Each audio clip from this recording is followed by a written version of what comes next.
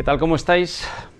Yo no os lo voy a negar, estoy un poco cansado porque acabo de aterrizar de Miami, pero no quería irme a casa sin pasar por la pantalla interactiva de Ricoh para analizar los cambios más interesantes de este fin de semana a nivel técnico y también a dar un repaso a decisiones de comisarios deportivas, cosas interesantes que han podido pasar. Por cierto, si os gustan estos vídeos, suscribiros al canal, le dais a la campanita, me dejáis al like y me dejáis comentarios que si tengo un minuto los leo, los respondo y así interactuamos, que yo siempre que sean con respeto, me gusta mucho leer lo que pensáis vosotros de todas estas carreras. Bueno, sin más, vamos allá porque ha sido un fin de semana interesante, gran paso adelante de este Gran Premio comparado con lo de 2022 que no tiene nada que ver y en el cual han pasado cosas interesantes.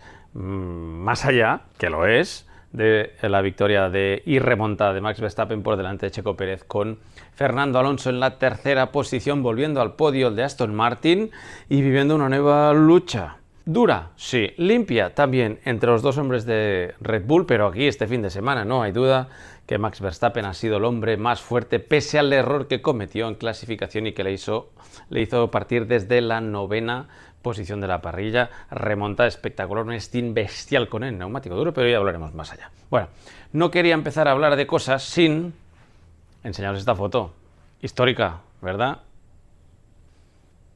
Un podium latino, un podium de habla hispana con pole position para Checo Pérez, segunda posición, primera línea para Fernando Alonso y el tercer mejor tiempo de Carlos Sainz, foto histórica, seguro que no tardaremos mucho tiempo en volverla a ver, o quizás no, quién sabe, porque ambos tres están normalmente en esas primeras posiciones y si hay algún incidente puede ser, por ejemplo, que Max Verstappen no esté entre los mejores, podemos volver a ver esta foto porque están yendo los tres muy rápidos en momentos puntuales, otros con más consistencia, algunos con más consistencia que otros, pero en definitiva están rondando siempre esas primeras dos líneas de la parrilla y podríamos verlo de nuevo, pero gran actuación en una clasificación que estuvo movida, primero por la salida de pista de Verstappen, luego el accidente de Charles Leclerc, bandera roja, se acabó, no hubo posibilidad de mejorar con un segundo juego, se quedaron los tiempos de los primeros.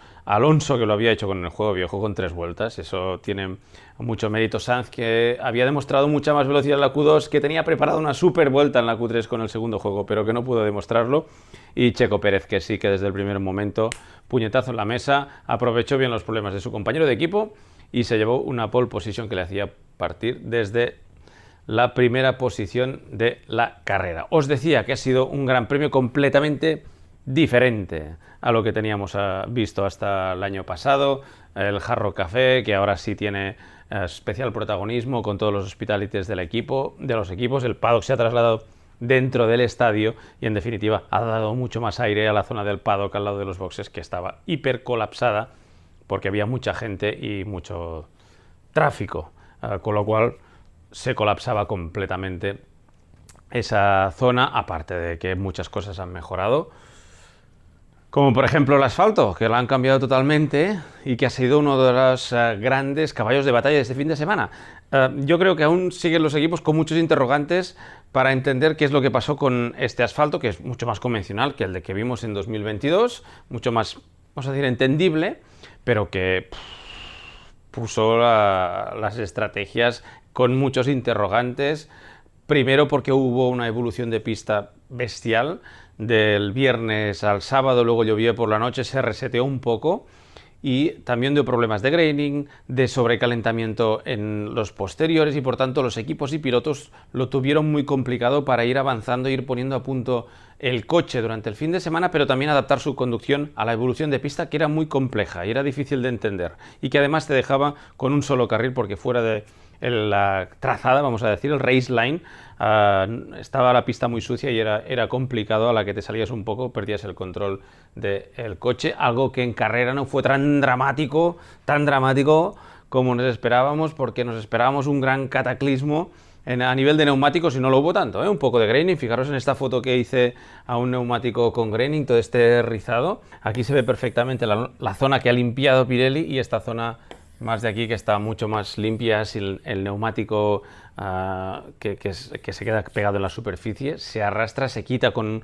un calentador y queda al descubierto todas estas líneas, estos macarrones sobre esta capa superior, no es interior, sino que es una capa superior que forman estos macarrones, que lo que hacen es que el piloto pierda adherencia, sobre todo aquí en los neumáticos delanteros. Es un fenómeno que se suele producir cuando es una pista verde, que es una pista, también puede ser fría, que el neumático no está adecuado por el tipo de pista, pero solemos verlo sobre todo en circuitos urbanos o circuitos que están muy sucios o que hay poca goma en pista, y aquí no podía ser una excepción, sobre todo con el delantero derecho, también en el izquierdo, pero no fue tan dramático como se esperaba, ni con sobrecalentamiento ni con el graining. Tuvieron que hacer management, seguro, los que salieron sobre todo con el blando en el primer stint tuvieron que gestionar muy bien el neumático para no entrar en procesos de graining como el que hemos visto, depósitos llenos. Esto ayuda a que salga ese graining, y más después de la lluvia que hubo por la noche. Por tanto, prácticamente todos, pero sobre todo los que salían con el neumático medio, tuvieron que hacer gestión de ese neumático para no forzarlo, para no entrar en procesos de graining. En caso que entres en graining, intentar recuperar el neumático, que se puede, es diferente del blistering, y por tanto fue una pieza clave en los primeros compases de carrera. Tan solo dos coches, los dos McLaren, que tampoco acertaron esta vez. A lo mejor lo que querían es entrar pronto para salirse del tráfico, para poder correr solos con el duro y llegar a final de carrera, pero en Bakú no acertaron para nada en la clasificación, y aquí fueron los únicos. Y normalmente en estas cosas, cuando eres el único que haces estrategias de este tipo, realmente es que no has acertado, y entrar en vuelta 4, entrar en vuelta 5, Piastri denota que realmente acusaron y mucho ese desgaste en una estrategia que además tuvieron toques en la primera vuelta, tampoco les funcionó para nada. Pero lo más común, lo que vimos, es estrategia, los primeros salir con el neumático medio, el que te da mejor prestación, gestionándolo bien con el tráfico, y los que tenían que remontar o que intentaban ir a paso cambiado, como por ejemplo Verstappen, lo hicieron con el neumático duro, que tardaba un poco más de calentar las primeras vueltas, pero que se mostró mucho más efectivo que el neumático blando, y quizás fue el neumático más de carrera. ¿Verstappen hubiera salido en medio, hubiera ganado la carrera? Yo creo que también. No, la clave de su triunfo no fue salir con el neumático duro, pero sí que le dio gran ventaja a la hora de encontrar un buen ritmo que le permitiera llegar a final de carrera, montar el neumático medio y hacer el hachazo final a la carrera, que hasta aquel momento había controlado muy bien Checo Pérez, que lo pasó bastante mal con el neumático medio, tuvo que gestionar mucho. Luego, en el momento que quizás lo estaba pasando peor con ese neumático, hubiera ido bien entrar, tráfico, tuvieron que demorarla, y ese tiempo que fue perdiendo al final fue fatídico. Pero yo creo que hubiera hecho lo que hubiera hecho ayer Checo Pérez, Verstappen estaba más fuerte, estaba más rápido, y se hubiera llevado la victoria sin ningún tipo de dudas. A estrategia, la de Fernando Alonso, que alargó 24 vueltas el neumático medio. No era fácil en este proceso de gestión, de empujar un poco más, un poco menos, de aguantar también el undercut y resistir el undercut de Carlos Sainz. Lo aguantó muy bien, tuvo paciencia, no se precipitaron en Aston Martin. Me gustó mucho la estrategia, y en definitiva, veis que es un neumático usado, pero es un neumático que Aston Martin a veces lo que hace es hacerle hacer una vuelta tan solo para sacarle esa capa más lisa. Por tanto, vamos a considerar que era un neumático nuevo el que tenía Fernando Alonso, y con pocas vueltas, y por tanto no afectó demasiado al rendimiento. También stint largo de Lewis Hamilton intentando rehacerse de una clasificación fatal, se quedó en Q2, no entró entre los 10 primeros, no fue un buen fin de semana para Mercedes, que en carrera quizás sí que dio un poco de luz, sobre todo con Russell también al final. Buen ritmo de Lewis Hamilton al final de la carrera, salvaron los muebles, algo que no pudieron hacer en Ferrari, porque lo pasaron mal. Quinto Sainz, séptimo Leclerc que sufrió muchísimo durante la carrera. Carlos, que iba un poco más cómodo, sobre todo en el primer stint, pudo aguantar el ritmo de Fernando Alonso, lanzó ese undercut cuando empezó a entrar en procesos de degradación y empezaba a perder ritmo, pero no fue suficiente, aunque hizo una carrera muy sólida, más sólida, fin de semana global, mucho más sólido que Charles Leclerc. la penalización de 5 segundos le marcó una cruz ahí en ese fin de semana. Difícil para Ferrari porque yo creo que se han dado cuenta y han tocado de pies en el suelo que todos los progresos que habían hecho en Australia, en Bakú, que daba la sensación que esos setups que estaban probando le estaban funcionando, aquí llegaba un fondo plano nuevo, parecía que todo iba encauzándose y estaban viendo la luz al final del túnel. Yo creo que aquí ha sido una muestra de realidad de que si quieren ser competitivos con este coche, más allá de la clasificación, que sí lo es, necesitan cambiar cosas importantes. Y ahora es el momento quizás de pensarlo ya de cara a 2024. Y fijaros dónde estamos, quinta carrera, pero yo creo que Ferrari ahora tiene que empezar a pensar seriamente qué va a hacer con este concepto de coche que les está pasando factura. Más allá de si es un tema solo de la aerodinámica o es de la mecánica, no voy a entrar en esos detalles, pero que hay que cambiar cosas si ya no esta temporada, quizás pensando en la que viene, quieran estar a la altura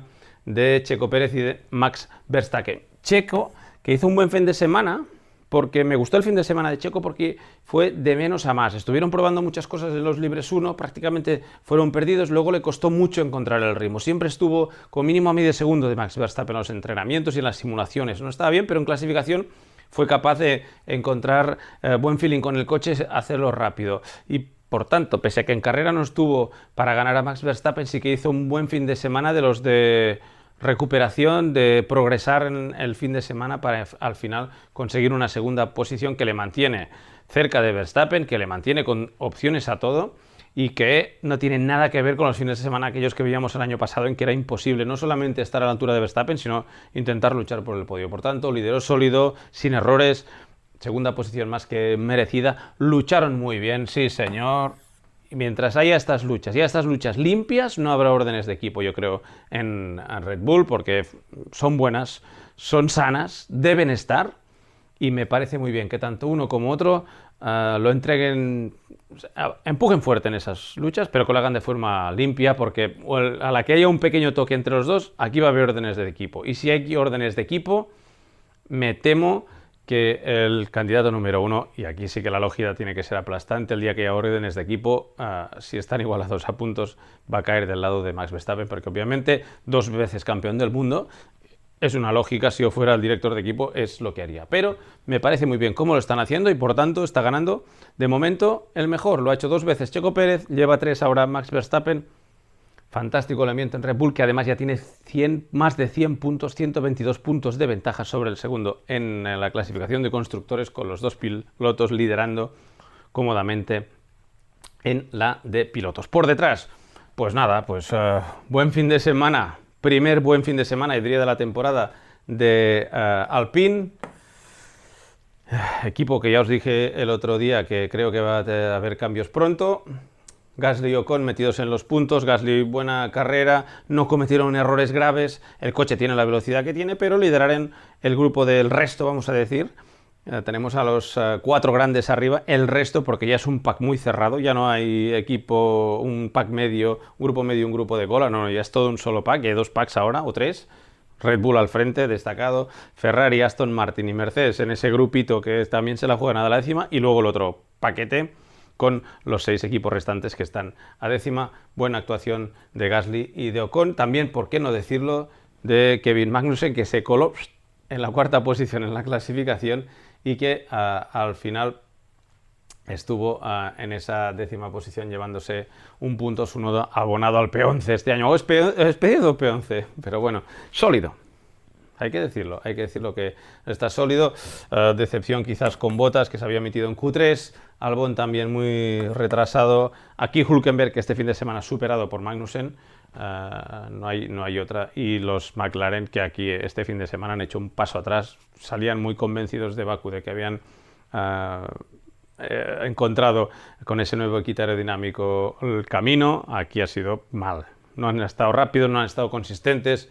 Error de estrategia, hay que pasar página en casa de Zak Brown, que seguro que no estaba nada contento de este resultado, pero vienen piezas nuevas y por tanto vamos a ver si son capaces de sacar la cabeza. Casi que no me dejo nada más que contar y nos vamos a ver incidentes, que hubo pocas decisiones o poco relevantes, vamos a decir, o trascendentes para el resultado de la carrera, y esta situación que vivimos entre Kevin Magnussen, que estaba preparando la vuelta, y aquí lo tenéis, Lewis Hamilton, que prácticamente se queda sin espacio, es que se queda sin espacio, y tiene que pasar entre el muro y el piloto de Haas en una situación que fue muy complicada porque Magnussen estaba parado, estaba haciendo cola para hacer la vuelta, venía Lewis Hamilton y casi chocan o entre ellos o con el muro. Hubiera sido lo mismo, es casi una colisión, y por tanto todos esperábamos que hubiera investigación, que la hubo, pero esa investigación determinó que no había sanción. Y diréis, ¿por qué? Porque si lo cerró, que estaba parado. Bueno, es que para empezar ninguno de los dos estaba en vuelta rápida. Magnussen además estaba haciendo cola porque tenía coches delante, y Lewis Hamilton estaba esperando o estaba haciendo la vuelta de in después de haber hecho la vuelta buena, y por tanto tampoco estaba en vuelta rápida, y pese a ser clasificación, los comisarios deportivos, yo creo que un buen criterio, es una buena decisión, porque además no hubo consecuencias, si los dos no estaban en vuelta rápida, que no hubiera ninguna sanción en un circuito que hubo mucho tráfico, sobre todo durante la Q1, y que se produjeron situaciones como esta varias, y por tanto me parece muy bien que no se sancionara a ninguno de los dos pilotos. Otra acción que sí acarreó sanción, aquí veis el límite de entrada de velocidad del P-Lane, 80 km por hora aquí en Miami. Este es Carlos Sainz bloqueando las ruedas y pasándose de velocidad, 2,2 kilómetros, entró a 82 cuando el límite está a 80 y le cayeron 5 segundos de penalización correcta. No hubo no estuvo por encima de la velocidad más allá de esos pequeños metros que pasó en el momento de que se pasó de frenada, y por tanto sanción bien aplicada. Me decían, ¿y cómo es que Sainz le caen 5 segundos y por ejemplo a Stroll, que se pasó el viernes también de velocidad, solo le cayó una multa? Esta es la sanción de la práctica 2 de Lance Stroll, que fue a 80,3. Da igual si es 0,1, como 2, como 5, como 10 kilómetros, estás por encima del límite, que son 80 kilómetros hora, y la sanción fue ni más ni menos que de 100 euros. Y es que el reglamento, y con buen criterio, yo os lo voy a mostrar aquí, divide muy bien lo que es un exceso de velocidad en una práctica o en carrera. Aquí os lo digo, aquí os lo dice. En cualquier práctica, sea oficial o no, sea de clasificación o no, cada kilómetro por hora se va a sancionar con 100 euros de multa. Se pasó 0,2 Stroll, 100 euritos. Pero cuando estamos hablando de una sprint session o de una carrera, automáticamente la sanción ya no es solo económica, que no lo es, sino que nos tenemos que ir a aplicar sanciones del artículo 54.3 A, B, C o D. Y por tanto luego lo que hacen los comisarios es venir a este artículo y les puede caer penalización de 5, de 10, un drive-thru o un stop and go con 10 segundos. Dependiendo de qué, de que vayan a más o menos velocidad, no. Y aquí es a criterio de comisarios deportivos y dependiendo un poco también de la ventaja que puedan haber conseguido en carrera. No es lo mismo lo de Sainz, que entra a 82 y metro después de la raya ya está a 80, que uno que va a 82 durante todo el pit lane. O uno que adelanta otro coche, desconecta el limitador, adelanta un coche por 2 metros a 85 y se vuelve a meter a 80. Y por tanto, aquí dependiendo del criterio de comisarios deportivos, pueden aplicar cualquiera de estas 4 sanciones dependiendo de la gravedad, la intencionalidad y la razón por la cual se produce esta superación del límite de 80 kilómetros hora. Al final de la carrera, y otra de las decisiones de comisarios deportivos, hubo el email que recibimos de la FIA, los avisos que recibimos de la FIA, decían, Checo Pérez tiene que ir a reportar a comisarios deportivos. Encendemos alarmas. Oye, ¿qué ha pasado? ¿Qué ha pasado? ¿Qué ha pasado? ¿Que no nos hemos enterado? ¿Nos hemos perdido algo? Bueno, no llegó la sangre al río, y es que Checo Pérez había llegado tarde al desfile de pilotos, al Drivers Parade. Había llegado tarde y la Federación Internacional le sancionó con una reprimenda de no conducción. Son 3 reprimendas, pero se define muy claro lo que es de conducción, de no conducción. Dices, Albert, ¿Hasta esto controla el reglamento? Bueno, es que hay un reglamento que es muy grande, todo el mundo, es que hay que simplificar el reglamento, pues que el reglamento controla muchas cosas. Y a veces está bien leérselo para entender que controla muchísimas cosas, que si no las controlaran sería un desastre, cada uno haría lo que quisiera. El equipo y Checo Pérez hicieron que estaban atendiendo a los medios de comunicación y eventos comerciales con invitados y que por eso llegaron tarde.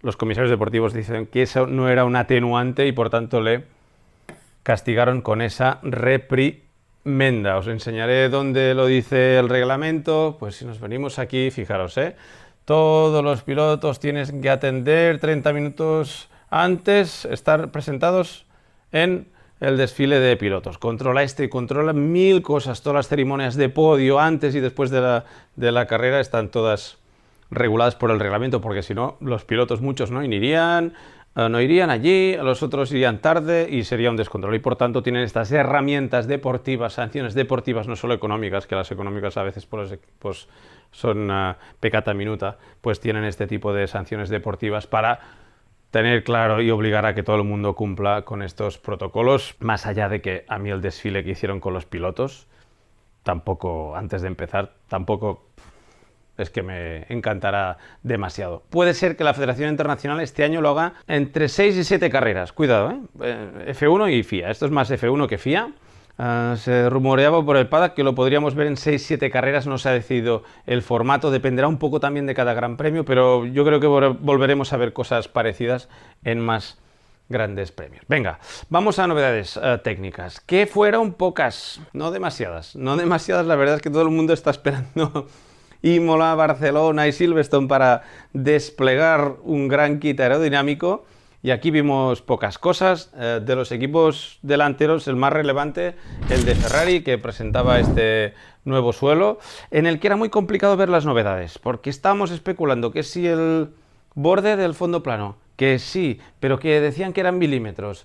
También estuvimos prestando mucha atención a la zona central del difusor, que decían que había cambiado, y en realidad por las fotos que pudimos hacer, que no es fácil, hasta que algún día no levanten el coche en una grúa y podamos hacer fotos, no veremos las distancias, pero daba la sensación de que aquí sí que se había estado trabajando en esta zona central y todo ese perfil de la parte de abajo, pero a ver si algún día podemos verlo desde debajo y podamos compararlo con las fotos que tenemos hasta ahora. Funcionó. Ferrari dijo que sí, pero es evidente que no fue un grandísimo paso adelante, y que si bien lo montaron los dos coches durante clasificación y carrera, no da la sensación de que fuera una pieza que hiciera cambiar el ritmo del coche, pero sí que dicen que ha generado más downforce, aunque sigue siendo un coche demasiado delicado de conducir y con una ventana de trabajo que hace que los pilotos, como Charles Leclerc cuando pasa encima de un piano, o está sobre todo en las zonas más rápidas, sea muy fácil de perder el control del coche por el movimiento de las alturas o por las rachas de viento, que es un coche también muy sensible a las rachas de viento, que cambia las estructuras aerodinámicas y hace que el piloto pierda el control del coche. Mucho trabajo para hacer en Ferrari. Esta foto que hice el viernes en los Libres 1, esto es una caja de dirección, es la de George Russell, que estuvo probando Mercedes, no traían novedades aerodinámicas, pero sí estuvieron probando cajas de dirección, que le reportó muchos problemas y que hizo que tuviera que entrar y perder mucho tiempo de los Libres 1 para cambiarlo. Esto es una pieza que a mí me encanta a nivel de ingeniería, con todos estos orificios, con todas las canalizaciones, los enchufes rápidos para el tema hidráulico. Aquí vendría lo que sería la cremallera de dirección y la caña de dirección que va al piloto, que va al volante para hacerlo girar, pero todo esto es una pieza hidráulica mecanizada de un solo bloque de aluminio, espectacular. Mucha ciencia, mucho trabajo, muchas horas de mecanización. Realmente es una pieza súper bonita, que además tenía ganas de saltar y cogerla y poderla ver de cerca, porque es realmente muy bonita. La dirección, la asistencia de los Fórmula 1 el coche es asistido y es hidráulica. Es un sistema hidráulico con un pistón que ayuda a mover la dirección cuando el piloto gira el volante. Si no tuvieran esta dirección asistida sería imposible. Con la cantidad de carga aerodinámica que se genera el coche, más la dimensión de los neumáticos, sería imposible para el piloto en una curva rápida, por ejemplo, girar el volante. Imposible. En una curva lenta aún podría hacer esfuerzo, pero en una curva rápida, cuando hay tanta carga aerodinámica, no podría. Sería imposible. Y por tanto necesitan asistencia, que es lo que hace toda esta caja de dirección, y todo el sistema hidráulico, que lo que hace es que el volante sea muy suave y preciso. Me voy a Alfa Romeo, que aquí no llevaba novedades importantes. Lo que sí han hecho, o nos dijeron que habían hecho, comparada la de Bakú con la de... Esta es la de Miami,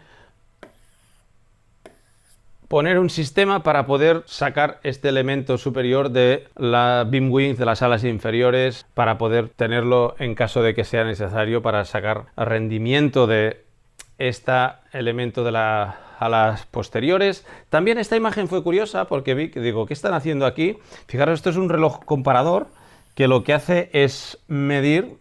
Aquí seguramente no lo encontramos, pero hay un palpador aquí, o aquí en esta zona donde están mirando. Fijaros, esta no. A ver si la puedo borrar, me he equivocado. Aquí en esta esquina están mirando. En esta esquina de aquí, un palpador con un reloj que lo que mide es la deformación, cuánto se hunde. Y lo que están haciendo con este aparato es hacer una presión determinada para poder verificar la flexión de la punta del ala delantera. Hacen una presión y miden cuándo se deforma el ala para poder pasar las verificaciones de la Federación Internacional, pero me llamó la atención y pude sacar esta foto, aquí lo tenéis, en la que estaban comprobando la flexión de las puntas del ala delantera. Novedades prácticamente nulas en Aston Martin, que están esperando piezas como agua de mayo. Aquí llevaron estas branquias nuevas, más abiertas, más refrigeración. En Miami teníamos 30 grados de temperatura ambiente y por tanto hasta ahora habíamos visto algo así, esto cerrado, y aquí las abrieron más para poder adaptarlo a las características del coche. Una novedad que pasaría seguramente desapercibida si no tuviéramos la lista de la Federación Internacional, que cada equipo nos rellena y nos dice las novedades. Alfa Tauri, en este espejo tan bonito que veis, abierto, que ahora lo que han hecho es añadir este perfil inferior que hasta ahora estaba abierto y que, como todo en Fórmula 1, ya que lo ponemos, le vamos a sacar un rendimiento. Fijaros en el perfil de ala, tanto en el inferior como en el superior, para intentar guiar el aire y seguramente aquí aprovechar para hacer algún tipo de vórtice. Aquí no se desaprovecha nada y cualquier cosa tiene su sentido, tiene su objetivo, y se hace por un motivo en concreto. Alfa Tauri, que también tuvo que cambiar, al cambiar esta pieza o añadir esta pieza, cambiar la forma y la estructura de los soportes que lo unen al pontón. Esto es el pontón lateral y que es el que fija con esta pieza y esta el espejo a el coche. Un espejo que este año, acordaros que es más grande, ¿eh? Es de 200 milímetros de longitud. El año pasado teníamos 150. No nos vamos de Alfa Tauri. Esto es el ala delantera. Aquí vienen los flaps. Esto es la pletina lateral. Han añadido estos deflectores, también, fijaros, para intentar hacer downwash, para guiar el aire hacia la parte de abajo. Entiendo yo con el objetivo de generar más outwash, empujar el aire hacia las partes exteriores. Los equipos que están trabajando cada vez más en esto, y ya empiezan a haber rumores entre equipos unos y otros que si quizás los equipos están encontrando la manera de generar todo este outwash, y toda esta nueva normativa hace que no esté rindiendo como se esperaba y que cueste ahora, más que quizás el año pasado, adelantar cuando estás en un tren de un coche detrás de otro, y más si estás en DRS. Se ha levantado la polémica del DRS. Hombre, aquí no estuvo tan mal como en Bakú. En Bakú está clarísimo que recortaron demasiado, estoy de acuerdo con los pilotos. Aquí quizás estaba bastante bien. Pasó una cosa en esta carrera. Nos tenemos que remontar a Turquía 2021, creo, para encontrar una carrera en que terminan 20 coches. No hay ni safety car ni virtual safety car. O sea, 20 coches y terminaron todos. Hombre, si hubiéramos tenido alguna incidencia, algún safety car, algo que hubiera podido poner patas arriba a la carrera, seguramente hubiéramos tenido más acción, pero hubo adelantamientos, hubo acción, y aunque al final no pasó nada extraordinario y te quedas un poco plof porque esperábamos mucho de esa carrera, yo creo que fue una carrera bastante interesante, la de Miami, si lo comparamos como global con lo que vimos el año pasado.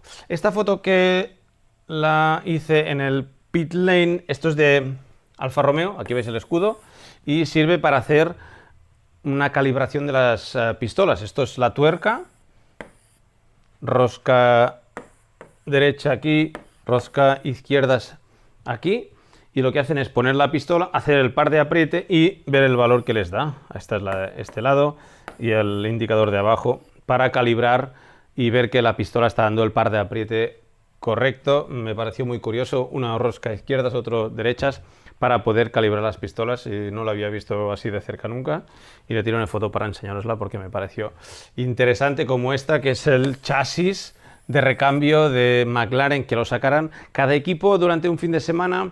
Los marshals, los comisarios de pista, hacen prácticas de extracción de pilotos y le toca a cada uno, a cada carrera le toca a un equipo sacar el chasis de recambio y hacer las prácticas. Os quería enseñar eso para que entendáis cómo viaja el chasis de recambio, que en las carreras europeas viajan todos así. Los coches viajan ya no antes desmontados, sino viajan montados, o sea, no ruedan como antes, que iban rodados y en rodantes y entraban dentro de un avión. Ahora se desmonta el motor, se desmonta el cambio, se desmonta prácticamente las suspensiones, todo, y viajan de esta manera, y lo hay que remontarlos, pero no es ningún drama.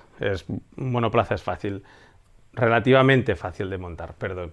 Os quería enseñar esta foto de las fabricaciones, que estuvimos hablando de las estaciones meteorológicas, lo que era antes, cómo lo hacían. Esta que conseguí de los amigos de Alcamel, que es la misma que utiliza France Meteo, que tienen 4 durante el Gran Premio para analizar todos los parámetros de presión, temperatura, velocidad del viento, dirección del viento, y que comparten no solamente con los equipos, sino también con la Federación Internacional, porque hay parámetros oficiales que son necesarios, como por ejemplo a la hora de montar un reposacabezas u otro. El año pasado os estuve contando, acordaros de esta espuma que va dentro para absorber la energía de los impactos de los reposacabezas, y que hay de diferentes colores dependiendo del tipo de temperatura, de la temperatura ambiente. Pues ese valor, que es el que define cuándo hay que montar más de 30 grados, menos de 30 grados, es el que suministra France Meteo a través de esta estación que os he enseñado antes, y que es la que está en el circuito. Hay 4 como estas, y la que es el valor oficial, y todos siguen el mismo valor, y por tanto no es aquello, es que mi termómetro mide 27, el otro 28, no.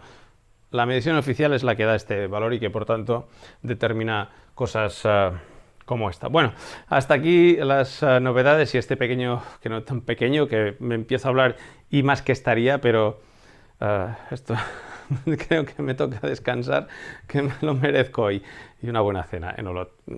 Eso no se me va a escapar. Bueno, le dais like, por favor, comentarios si os gustan estos vídeos, y si no, nos vemos en Imola o algún otro vídeo que voy a hacer por aquí, seguro. Venga, gracias. Que no se nos olvide nunca, ¿eh? Que sean más divertidas o menos las carreras, pero viva la Fórmula 1 y la madre que lo parió. Claro que sí.